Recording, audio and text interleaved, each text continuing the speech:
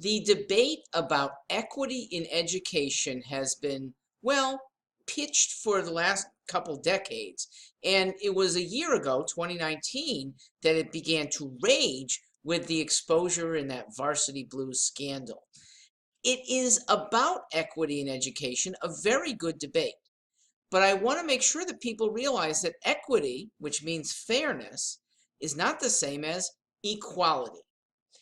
If fairness is an admissions criteria that is defined by merit, that they're admitting students of merit, the system right now is very good. It admits because colleges know so much about you. It admits diligent students, high-performing students in school, students who do have disadvantages that they overcome, students that excel by doing things beyond school. Colleges know this pretty thoroughly, and it's enhanced.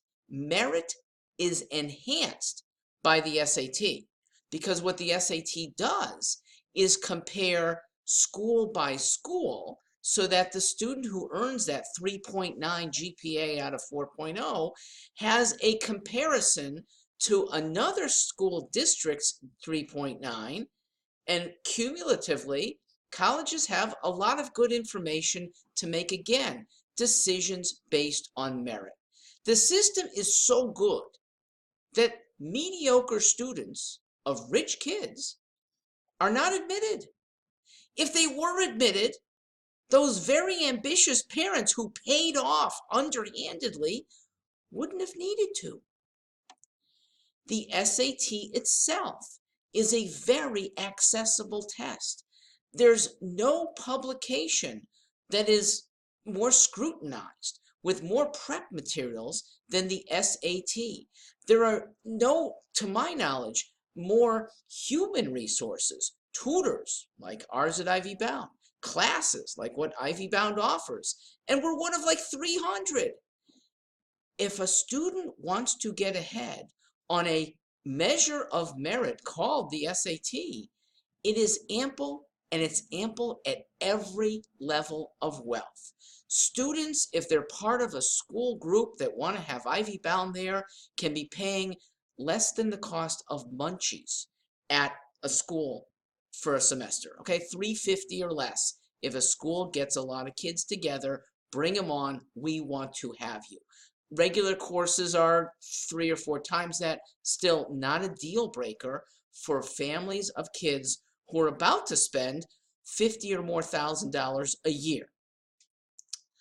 The fact that the SAT is so accessible allows students of any level of wealth to excel if they want to.